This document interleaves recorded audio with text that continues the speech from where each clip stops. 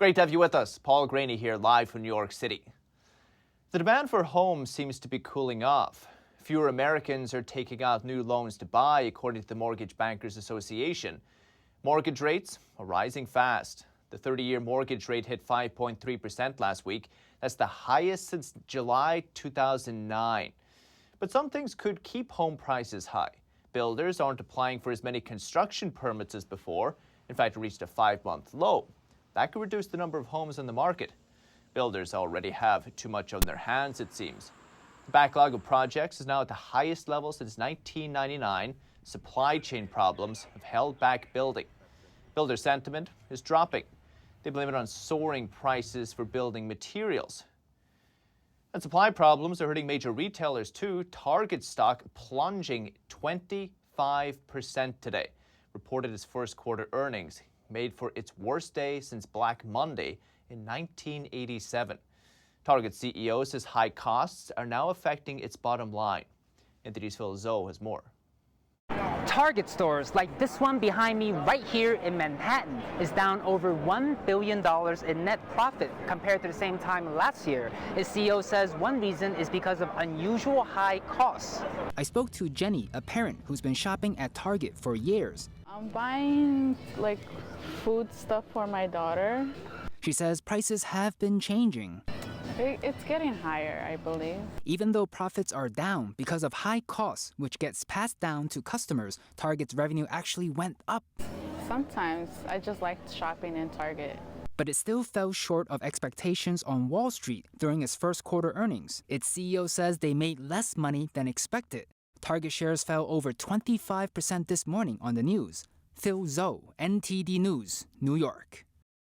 And Target wasn't alone. We saw another big sell-off on Wall Street today. It was the worst one-day loss for the S&P 500 since June 2020. It fell 165 points, 4%. The Dow dropped 1,164 points, 3 6/10%.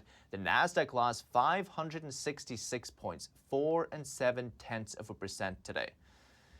And Wells Fargo's CEO says the worst is yet to come for Americans. He expects an economic recession. He says the recession, though, will only be mild, that consumer spending is still strong. Note those comments came before Target's weak earnings today.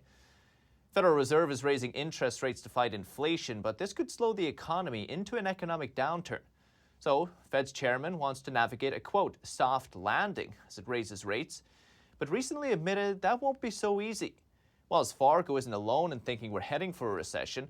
Conference Board survey found a majority of CEOs feel the same way.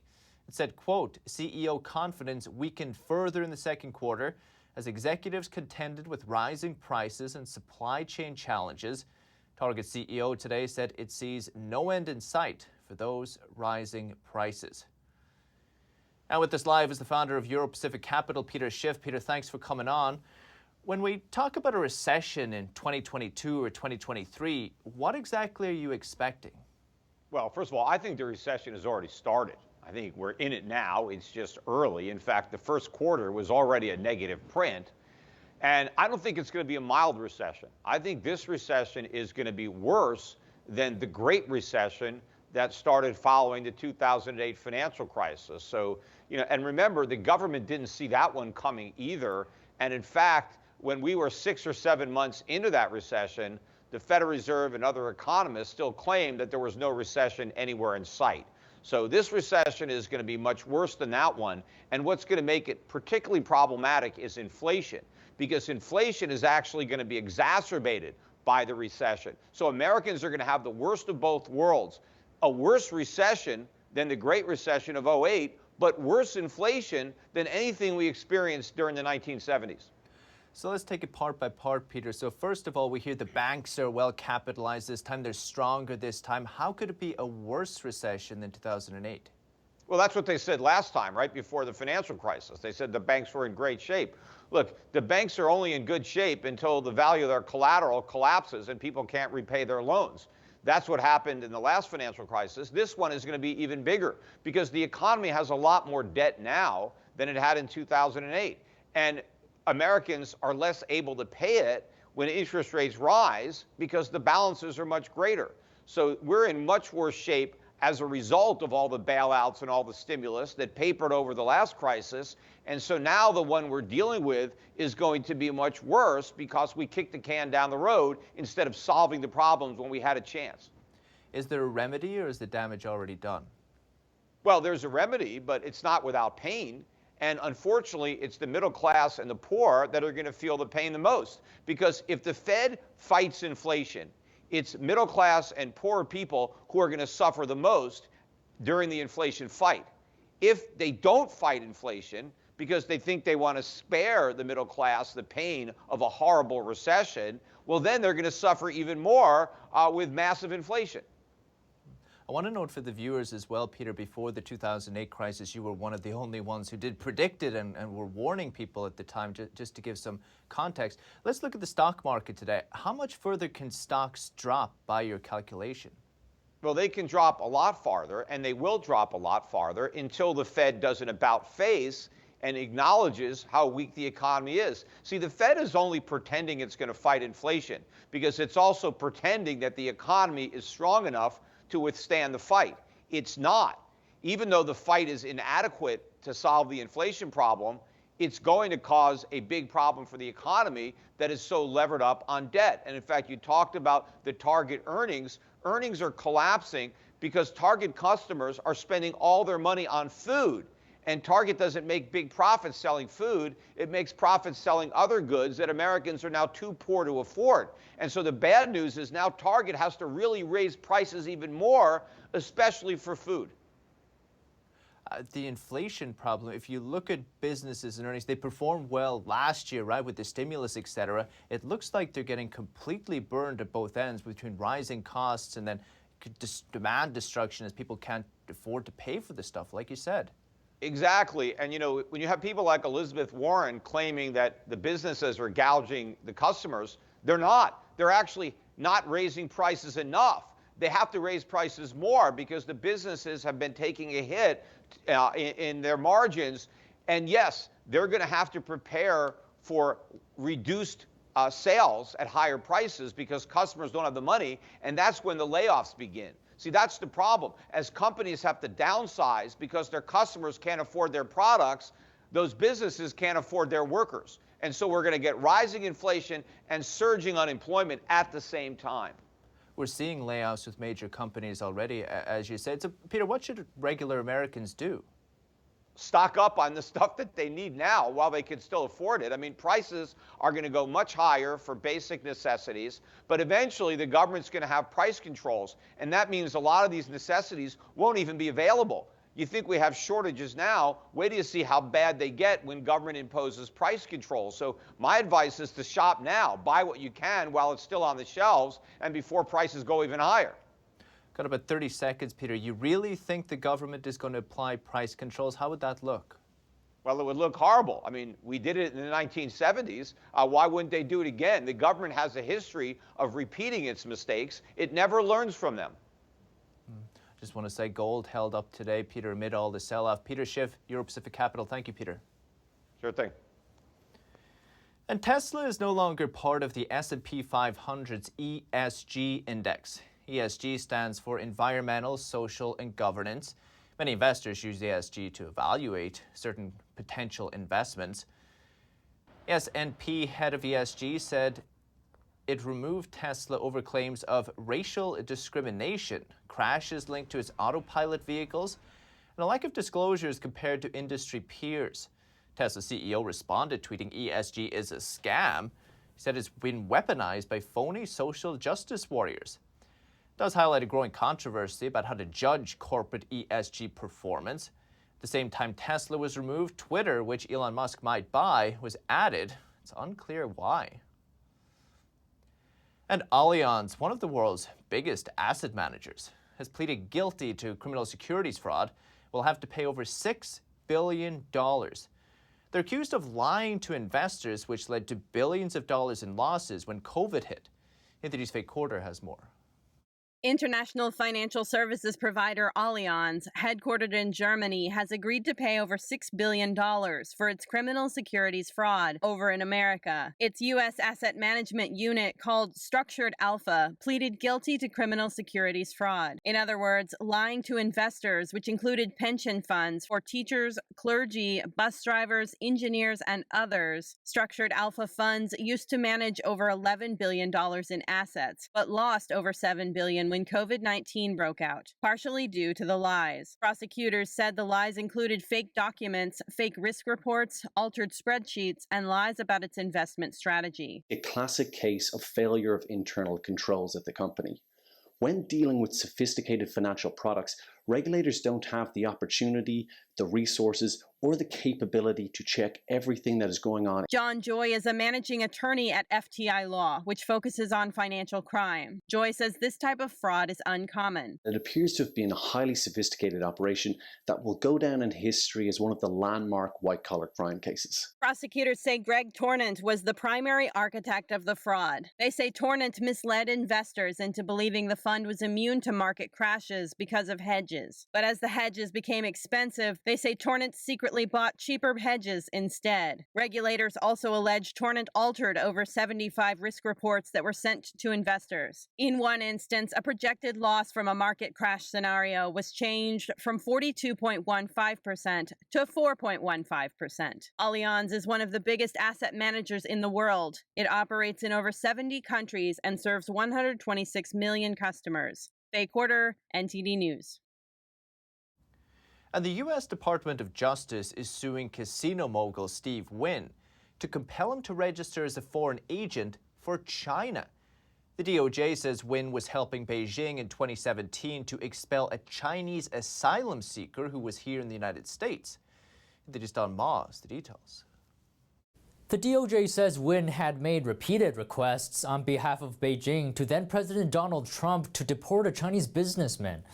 The businessman is not named in the suit, but he matches the description of Guo Wengui, a billionaire real estate magnate and an outspoken critic of Beijing. Mark Ruskin is a 27-year FBI veteran and author of The Pretender, My Life Undercover for the FBI.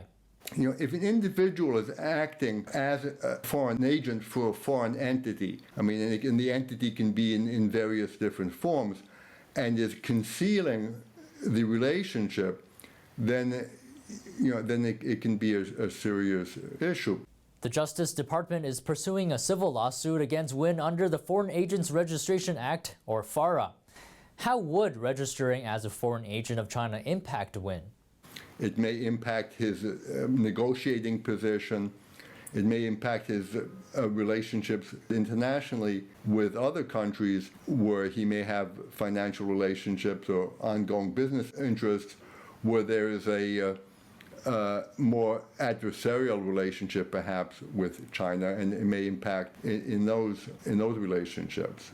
The DOJ says the reason Wynn was helping Beijing is because he had business interests in China.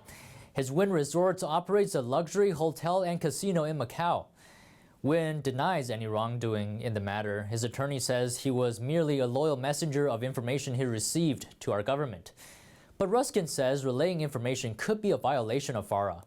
Relaying information, depending on what's going on in the background, could arguably be a violation of FARA if it's being done on behalf of the foreign entity, and if there's particularly if there's some consideration involved, if there's some benefit to the individual doing the relaying. Ruskin suggests the DOJ may not have enough evidence on Wynn to pursue a criminal action lawsuit. But it's fair to assume the DOJ is confident about succeeding in a civil suit, which Ruskin says would achieve essentially the same goal. Don Ma, NTD News. And the economic problems aren't just isolated to America. Chinese tech giant Tencent, China's most valuable company, saw its worst quarter since going public in 2004. It posted zero revenue growth, and profit for the quarter fell just over a half, its biggest drop since going public. The firm's market value has also dropped to less than half its peak of $930 billion, which it hit in February just last year. Now stands at $451 billion. The fall in revenue growth comes after 2 quarters of softening sales. Tencent's also seen its expansion chances hurt by a regulatory crackdown by Beijing on the country's largest internet firms. Russia has seized one of Google's bank accounts, the one belonging to its Russian subsidiary. Google said today it would make it impossible for it to operate in Russia and that Google Russia will file for bankruptcy. For months, Google refused to delete content that Russian law deemed illegal, while at the same time blocking access to some Russian media in Europe and other countries. While Google has stopped most of its businesses in Russia, it's still providing free services like Google Search and YouTube. The European Union unveils a roadmap today to ditch Russian energy. They're trying to cut off Russia's energy revenue over its invasion of Ukraine, of course, and push forward the European Green Deal. DG's Con Fredrickson reports. The European Union on Wednesday unveiled a plan to end its reliance on Russian energy by 2027 and to use the pivot away from Moscow to quicken its transition to green energy. So Repower EU will help us to save more energy, to accelerate the phasing out of fossil fuel, and most importantly, to kickstart investments on a new scale. So I would say this will be the speed charging of our European Green Deal. Europe relies heavily on Russia for fossil fuels. A quarter of its total energy comes from Russia, including oil, natural gas, and coal. That reliance is making it hard for the bloc to sanction Russia over its invasion of Ukraine and has prompted a rethink. Putin's war is, as we all see, heavily disrupting the global energy market. It shows on one hand how dependent we are on imported fossil fuels, but it also shows how vulnerable we are on relying on Russia for importing our fossil fuels. The $300 billion plan has three parts. Besides importing more non-Russian gas, it wants more efforts to save energy. We will therefore increase the EU energy efficiency target for 2030 from 9% to 13%. And a faster rollout of renewables. Here we are increasing our target for 2030 from 40% renewable energy to 45% renewable energy. The European Commission also proposed a $9.4 billion loan to Ukraine to keep the country going as it struggles to fend off the Russian invasion and wants to set up a reconstruction facility for after the war. McDonald's and Wendy's are being sued for allegedly misleading customers about the size of their burger patties. Plaintiffs claim that burger ads for both of the fast food restaurants misled customers about the size of many of the burgers on their menus. Class action lawsuit alleges that McDonald's and Wendy's ads made their burgers appear 15 to 20% larger than the ones they actually serve. The burgers under scrutiny include McDonald's flagship Big Mac and Wendy's Baconator, and other items in both restaurants' menus. The plaintiffs are asking for monetary damages and injunctive relief. The 35-page complaint comes 50 days after similar claims were made against Burger King. And Coca-Cola in the United Kingdom has announced it will introduce bottles with caps that are attached. It's to make it easier to recycle all parts of the packaging as part of its World Without Waste initiative. The new attached caps were introduced Tuesday and will be featured on bottles of Fanta, Diet Coke, and Coca-Cola Zero Sugar. In a statement, Coca-Cola said the move makes it the first major soda company to announce the adoption of the attached caps for all of its bottles. Both the bottles and caps have been recyclable for some time, but the caps are often thrown away instead of being recycled. Coca-Cola plans to add the attached cap to all bottles in the United Kingdom by 2024. I wonder how people didn't think of it earlier. And engineers from the University of Cambridge are developing robots that can taste as they cook, deciding if a dish needs more seasoning during preparation, for example. DD's Fake Quarter reports. This robot is being taught how to taste scrambled eggs. Robot chefs are becoming more commonplace in the kitchen, preparing everything from pizza to paella. But when it comes to sampling the food, they still must defer to their human counterparts. Until now. Our current project is a robotic chef, which has a very simple sense of taste. And we can use this taste, for example, to try to replicate your favorite dish. Engineers from the University of Cambridge are developing robots that can taste as they cook and decide if a dish needs more seasoning. The arm repeatedly samples the food in different places until a comprehensive taste map is created by the robot's computer. It reacts to things like salinity, but it also reacts to things like humidity and consistency of the food. The food is blended into various consistencies to simulate different stages of the chewing process. We kind of simulate chewing by mechanically processing the food. We can almost get a video of how the food reacts to chewing. The team says that by imitating the human processes of chewing and tasting, robots will eventually be able to produce food that humans will enjoy and that could be tweaked according to individual tastes. The huge advantage of robotic taste is that it's objective. It will be always the same. So we have no affect by mood or by personal preference. And it will always remember all the dishes it tasted before. While we would try to taste a lot of dishes, it would be hard for us to compare the current dish to the dish 10 dishes behind. They hope the research will help develop more advanced automated or semi-automated food preparation as robots learn what tastes good and what doesn't. Faye Quarter, NTD News. And an ink drawing by Michelangelo sold for more than $24 million at Christie's auction house in Paris today. The work had been designated a French national treasure, which barred it from being exported from the country for 30 months. But the French government recently removed that designation, so it can be offered to collectors anywhere in the world. The drawing is thought to be one of Michelangelo's early works, dating to the end of the 15th century.